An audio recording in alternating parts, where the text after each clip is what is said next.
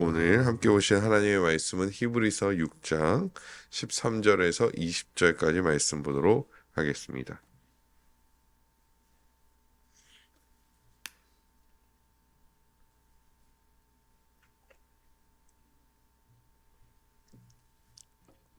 우리 한 절씩 교독하도록 하겠습니다. 제가 13절 읽겠습니다. 하나님이 아브라함에게 약속하실 때 가리켜 맹세할 자가 자기보다 더 큰 이가 없으므로 자기를 가리켜 맹세하여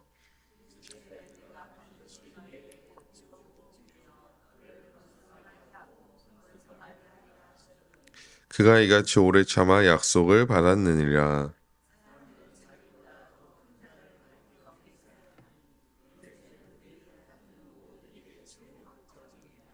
하나님은 약속을 기업으로 받은 자들에게 그 뜻이 변하지 아니함을 충분히 나타내시려고 그 일을 맹세로 보증하셨나니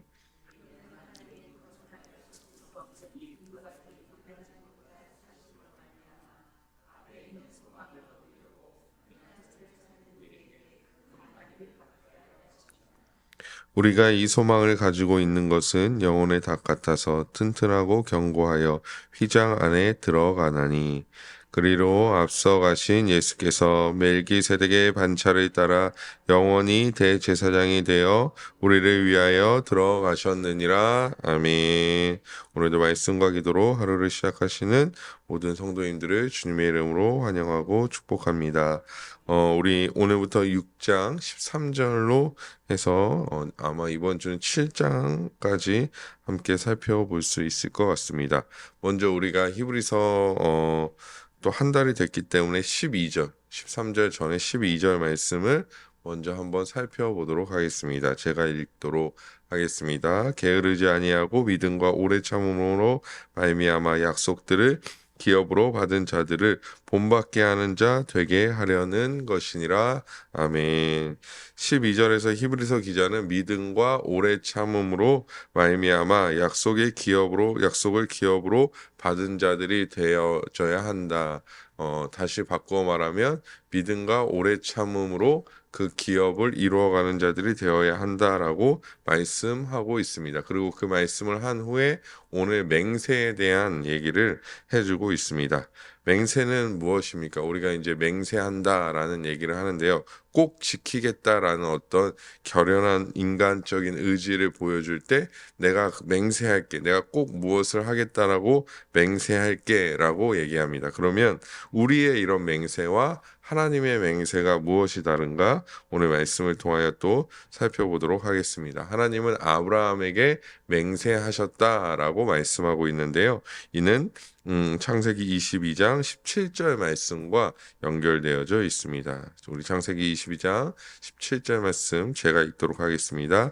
내가 내게 큰 복을 주고 내 씨가 크게 번성하여 하늘의 별과 같고 바다의 모래와 같게 하리니 내 씨가 그 대적의 성문을 차지하리라.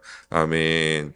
하나님은 아브라함에게 이 약속을 해주셨습니다. 그런데 하나님은 가장 큰 분이시기 때문에 누군가를 보증으로 맹세하실 수 없습니다. 쉽게 말해서 내가 이 맹세를 지키지 않으면 무엇을 해줄게 라고 얘기할 수 없는 분이 하나님이라는 것이죠.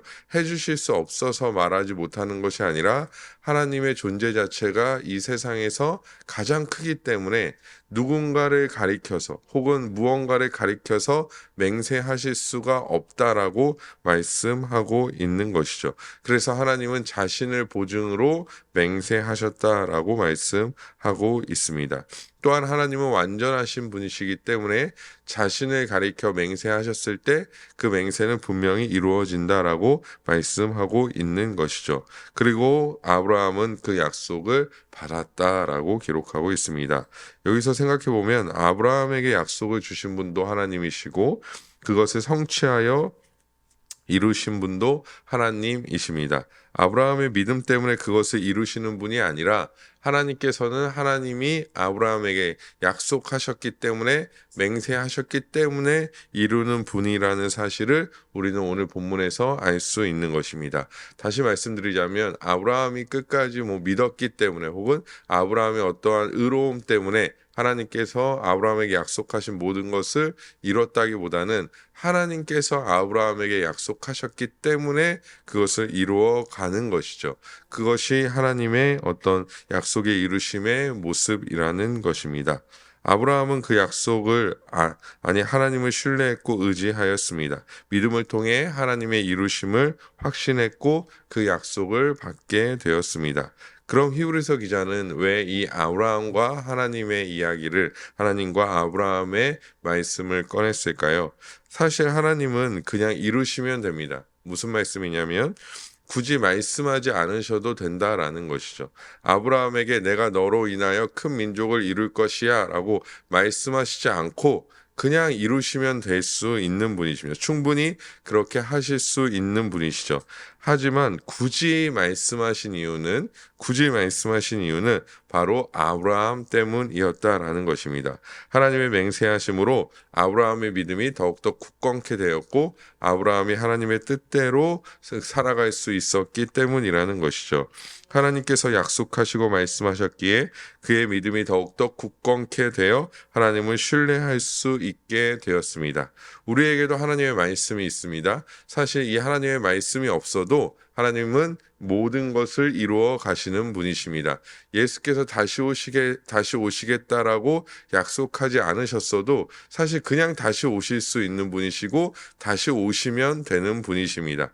하지만 왜 우리에게 말씀하셨는가? 왜 다시 오시겠다? 예를 들어 다시 오시겠다 말씀하셨는가? 바로 우리의 믿음 때문이라는 것이죠. 우리는 그 약속을 붙들고 끝까지 인내함으로 하나님을 바라보라고 그런 말씀을 해 주시기 위하여 이 말씀을 우리에게 허락해 주셨다라는 사실을 우리는 믿어야 한다라는 것입니다.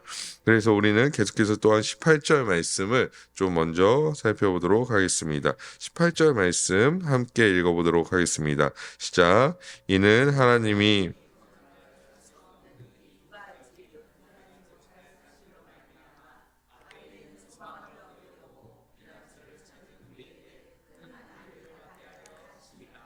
아멘. 여기서 두 가지 말씀 혹은 두 가지라고 지칭하고 있는 것은요. 말씀 혹은 약속과 맹세를 가리킵니다. 그런데 이러한 사실은 소망을 향해 나아가는 히브리서 수신자들 또한 우리에게도 결국에는 큰 안위가 됨을 다시 한번 말씀해 주고 있는 것이죠.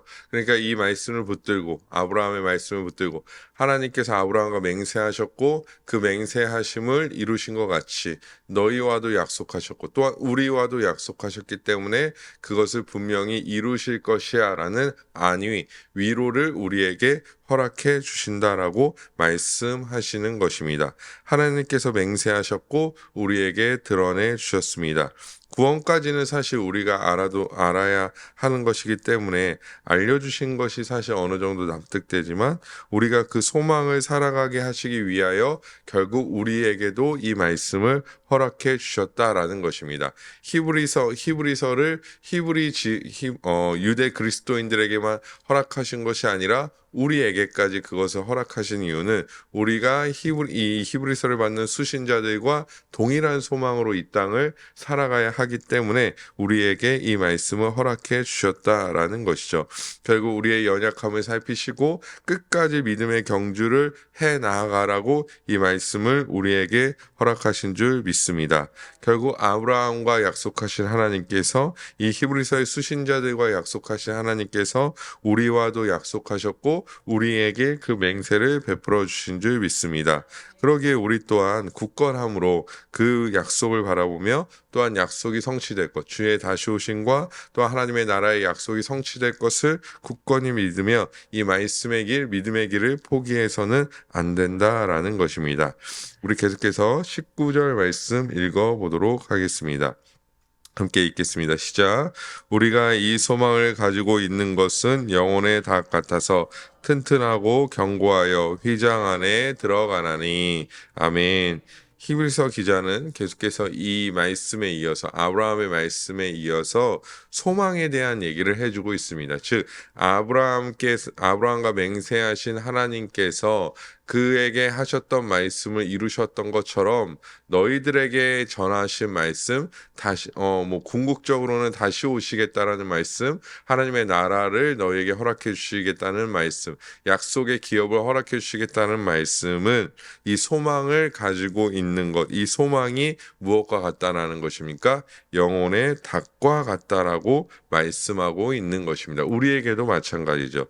우선 다시라고 표현한 부분이 너무 귀한데요. 소망이 우리로 하여금 믿음의 길에서 흔들리지 않게 만들어 준다라는 것입니다.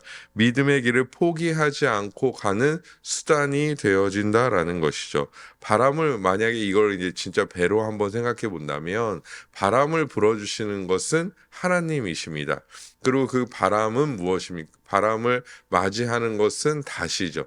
영혼의 다시 그것을 받아들이게 된다라는 것입니다. 신자에게 주어진 소망으로 그 바람을 받아서 하나님이 원하시는 바대로 가게 해 주신다라는 것이죠.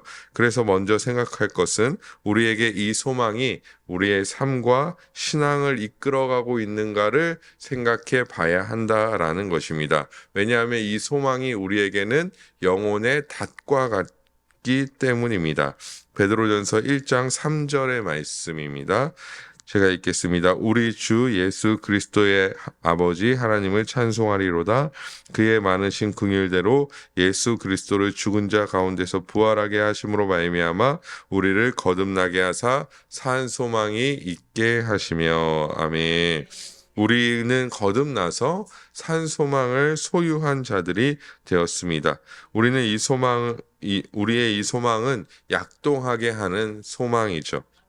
지금도 살아있는 소망이라는 것입니다. 하나님 나라의 소망은 미래에만 그냥 국한되는 것이 아니라 이 미래에 우리에게 주어질 소망이 바로 이 땅에서 우리로 하여금 신자답게 하나님의 뜻에 부합하여 고난 가운데도 인내하며 고난 가운데도 기뻐하며 살아가게 만들어 준다라는 것입니다. 이 소망이 있기에 우리가 인내할 수 있는 것이고 이 소망이 우리를 이끌어가기에 우리 하나님의 은혜를 받아들이게 하기에 우리가 이 땅 가운데 믿음의 선한 싸움을 싸울 수 있게 된다라는 것입니다. 소망이 우리의 다시 된 은혜라는 것입니다. 우리는 그렇다면 그 소망을 품고 살아가고 있는지 깊이 생각해 봐야 한다라는 것이죠. 우리의 삶에 하나님의 나라의 소망은 어떠한 역할을 하고 있습니까? 우리의 삶에 하나님의 나라의 소망은 어떠한 부분을 차지하고 있습니까? 죄송한 말이지만 하나님을 현재의 삶에만 국한시켜 우리가 생각한다면, 즉 그냥 하나님을 이 땅에서 나의 만족과 유익을 이루어 주시는 분으로만 생각한다면 우리는 이 세상에서 하나님을 어떻게 이용하는 자들이냐면 그냥 이 세상에서 나의 삶이 평안하기 위하여 하나님을 이용하는 자들밖에 되지 않는다라는 것입니다. 하지만 하나님께서는 우리의 삶을 그의 산 소망으로 이끌어 가십니다.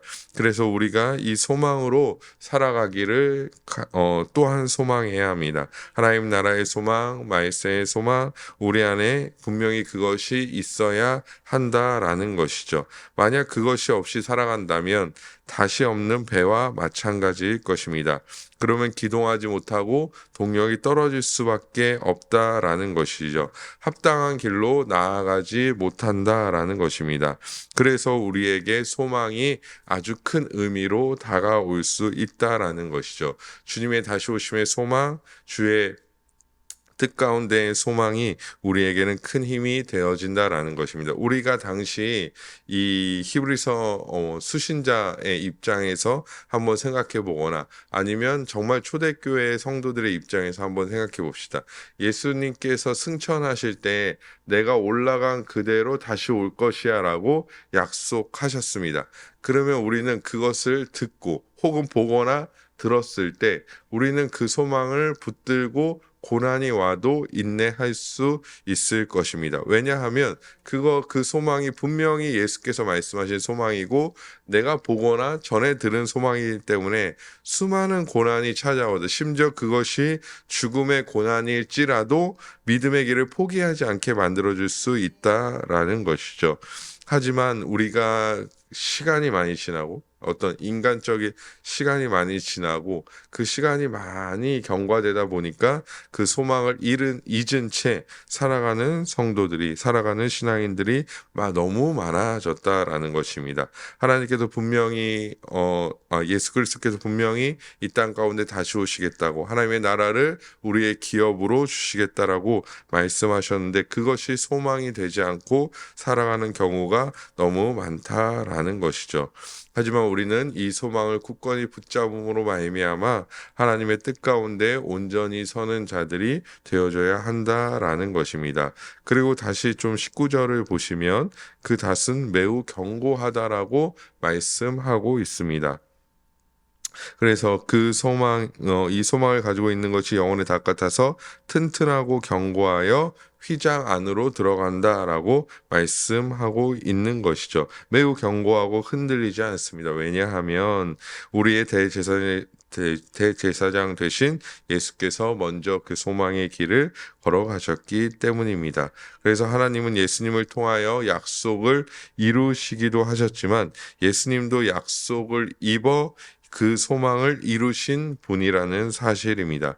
즉 예수께서는 죽으셨지만 부활하셨고 승천하시어 지금도 하나님 보좌 우편에 앉아 계신 줄 믿습니다. 우리는 보좌에 계신 예수님을 바라보면서, 믿음의 눈으로 바라보면서 그 소망이 더욱더 굳건해집니다. 왜냐하면 예수께서 가지셨던 소망의 길을 우리도 걸어갈 것이기 때문입니다. 그 길이 사람의 눈에 보기에는, 또 우리가 보기에는 고난의 길일 수 있습니다. 정말로 힘든 십자가의 길일 수 있습니다. 하지만 예수께서 그 길을 걸어가시고 죽으셨지만 결국에는 부활하시고 승천하시어 하나님 나라 보좌 우편에 앉아 계신 것 같이 우리도 그 고난의 길을 걸어가고 또한 어려운 길을 걸어가지만, 좁은 길을 걸어가지만 궁극적으로 우리에게는 하나님 나라라는 약속의 기업이 성취될 것을 우리는 믿고 그 믿음의 길을 걸어가는 것입니다. 왜냐하면 우리의 대장 되신, 우리의 첫 열매 되신 예수께서 그리하셨기 때문이라는 것이죠. 그래서 우리에게 이 소망이 없다면 우리는 믿음의 길을 걸어갈 수 없는 것입니다. 아까도 말씀드렸지만 닷 없는 배와 같기 때문입니다. 배가 닷이 없다면 아무리 바람이 불어와도 그 배는 그냥 흔들릴 뿐 어디로 온전히 기동할 수 없다라는 것이죠. 하지만 우리에게는 굳건한 소망이 있으며 우리는 그 소망을 붙들고 품고 믿음의 길을 걸어가는 자들이 되어져야 한다라는 것입니다. 우리가 하나님의 뜻대로 살아가며 지난 수요일에도 말씀드렸듯이 성화의 길은 전쟁과 같기 때문에 그 소망의 길을 우리가 하나님의 뜻대로 걸어갈 때 참된 승리를 거둘 수 있다라는 것이죠.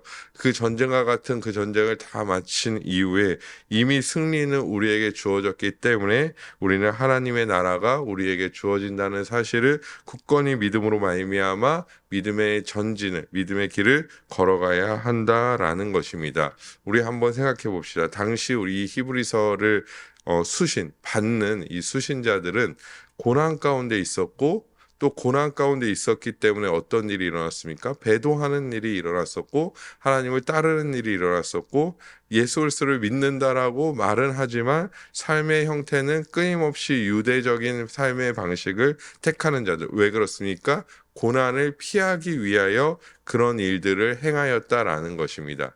그들 가운데 하나님께서 분명히 예수님께서 분명히 사도들의 입술을 통하여 이 소망에 대한 말씀을 하셨지만 그들은 이 소망을 전부인 것으로 또한 생각하지 아니하고 이 소망이 아닌 다른 길을 쫓아 행해 갔다라는 것입니다. 우리도 마찬가지입니다. 지금 우리가 신앙생활을 잘하고 있는 것처럼 보일 수도 있고요. 하나님의 말씀을 잘 따르는 것처럼 보일 수 있지만 우리는 궁극적으로 소망이 없다면, 우리에게 이 소망에 대한 확실한 신뢰가 없다면 우리는 흔들릴 수밖에 없다라는 것이죠. 결정적인 어떤 고난이 우리에게 다가왔을 때, 우리에게 시험이 다가왔을 때 우리는 흔들릴 수밖에 없는 자들이기 때문에 우리는 무엇입니까? 굳건히 소망을 붙들고 나아가는 자가 되어져야 한다라고 오늘 히브리서 기자는 우리에게 말씀해 주고 있습니다.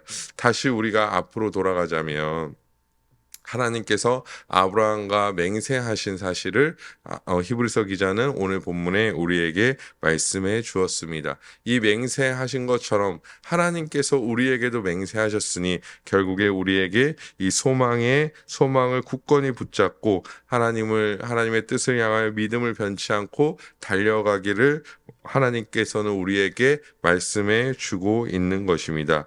이 소망이 만약에 우리에게 달려 있다면 사실 소망이라는 말을 쓰기도 힘들 것입니다. 왜냐하면 우리에게는 소망을 이룰 만한 능력과 힘이 없기 때문이죠. 우리에게 만약에 소망을 이룰 어떤 권한이 주어졌다면 우리는 100이면 100 다 실패할 것입니다. 왜냐하면 우리를 너무나 잘 알고 있죠. 쉽게 우리는 어떤 작은 고난에도 넘어지고 쓰러지고 소망보다는 현실을 바라보는 이 눈이 더욱더 발달되어져 있기 때문이죠. 그래서 이 현실의 고난 가운데 이 소망을 버려버리고 이 현실과 적당히 타협하는 신앙을 가질 수밖에 없는 연약함이 우리에게는 존재한다라는 것입니다. 하지만 이 소망을 이루시는 분이 누구십니까?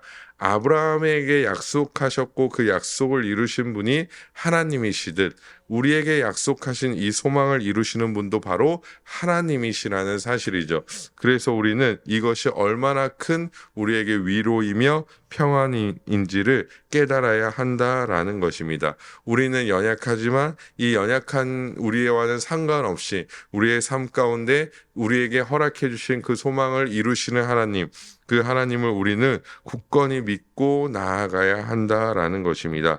그래서 우리가 첫 번째로 해야 할 일은 무엇입니까? 먼저 우리의 연약함을 고백해야 한다라는 것입니다. 아브라함이 하나님께 약속을 받았을 때 아브라함이 그 소망을, 그 맹세를, 하나님께 약속하신 그 약속을 이루기 위해 무언가 엄청나게 열심히 노력했다라고 성경은 기록하고 있지 않습니다. 그저 하나님께서 약속해 주신 그 길을 묵묵히 걸어갔을 뿐이죠. 즉 우리도 우리의 연약함을 인정하고 우리가 할 수 있는 것이 아무것도 없음을 인정하며 먼저 우리의 발걸음을 떼야 한다라는 것입니다. 내가 할 수 있다, 내가 이룰 수 있다 하면 결국에 우리에게 돌아오는 것은 실패와 절망감밖에 없다라는 사실을 우리는 분명하게 알아야 한다라는 것이죠. 예수께서 우리가 잘 알다시피 한 부자 청년이 예수께 찾아옵니다. 그 부자 청년이 예수께 뭐라고 말합니까? 어떻게 하여야 내가 영생을 얻을 수 있습니까? 라고 말합니다. 그때 예수께서 가난한 자들에게 너의 모든 것을 나눠주고 나를 따르라 라고 얘기하죠. 그가 그랬더니 어떻게 반응합니까? 근심하여 떠났다라고 말합니다. 물론 그 부자 청년의 어떤 구원에 대해서 우리가 판단할 수 있는 것은 아니지만 그의 시작이 어떻게 됐습니까? 내가 무엇을 할 수 있습니까? 라고 질문하였고 예수께서 말씀하셨을 때 결론은 근심하여 떠날 수밖에 없는 결론으로 이어졌다라는 것입니다. 내가 무엇을 하여야 라고 고백할 때 결국에 그 결론은 우리에게도 똑같은 근심으로 주어질 수밖에 없다라는 것이죠. 그래서 우리는 무엇입니까? 철저하게 우리의 연약함을 고백하여 하나님 앞에 엎드리는 자들이 되어져야 할 줄 믿습니다. 두 번째로 우리가 가야 할 길은 무엇이냐면 그냥 하나님의 말씀대로 걸어가면 되는 것입니다. 우리가 이것을 그냥 무조건적 순종이다, 아니면 약간 조금 속된 말로 얘기하면 그냥 덮어놓고 그냥 무식하게 덮어놓고 순종해야 한다라는 말과는 다른 말입니다. 분명히 하나님의 말씀이 우리에게 주어졌고 하나님의 말씀이 이 강단에서 설교되기 때문에 우리는 우리에게 주어진 이 하나님의 말씀과 선포되어진 하나님의 말씀을 어떠한 우리의 믿음의 분량 따라 그냥 이 정도만 해야지, 요 정도만 해야지, 저 정도만 해야지 재고 판단할 것이 아니라 그 말씀이 나의 삶에 온전히 이루어지기를 소망하며 그 말씀대로 믿음의 길을 뚜벅뚜벅 걸어가는 자들이 되어져야 할 줄 믿습니다. 오늘 하루 우리가 살아가는 세상은 절대 하나님의 말씀과 말씀대로 돌아가는 세상은 아닐 것입니다. 왜냐하면 하나님께서 능력이 없으시기 때문에 그러신 것이 아니라 하나님의 말씀을 모르는 자들, 하나님의 말씀을 대적하는 자들이 이 세상 가운데 우리와 함께 살아가기 때문입니다. 그래서 많은 삶의 방식이 다르고 우리가 하나님의 뜻대로 살아가려고 할 때 그것을 손가락질하며 비난하며 우리를 판단할 수 있다라는 것입니다. 하지만 우리는 그런 세상의 어떤 유혹과 세상의 판단과 세상의 가치에 흔들리지 아니하고 믿음을 굳게 잡고 소망을 굳게 잡고 그저 믿음의 길을 뚜벅뚜벅 걸어가는 하나님의 사람들이 되어져야 할 줄 믿습니다. 우리가 연약하리 주께서 우리에게 이 새벽에 힘 주시고 능력 주시어 오늘 하루도 한 주간의 삶도 승리하게 하실 줄 믿습니다. 사랑하는 아랫보이교회 성도 여러분, 그러기에 우리는 믿음의 길과 우리의 믿음의 삶을 살아가야 합니다. 세상이 아니라고 말해도 우리는 그냥 묵묵히 걸어가는 오늘 하루가 되어져야 할 줄 믿습니다. 소망을 붙잡고 오로지 그 믿음의 길, 소망의 길에서 벗어나지 아니하시는 우리 모든 아랫보이교회 성도님들 되시기를 주님의 이름으로 간절히 소망합니다.